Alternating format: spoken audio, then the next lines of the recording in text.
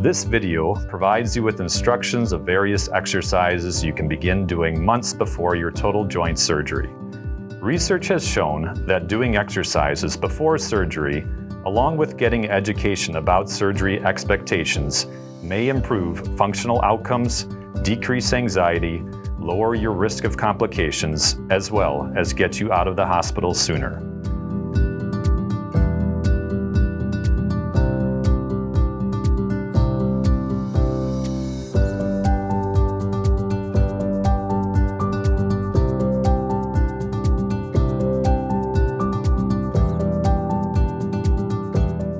Standing, bend forward and lean one hand on the bed or the table.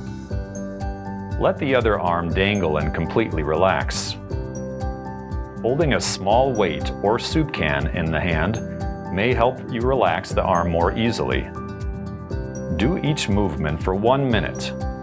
The arm will swing in response to the movement. First, move hips side to side. Next, rock the body back and forth. Last, swing the hips in a circle, both directions.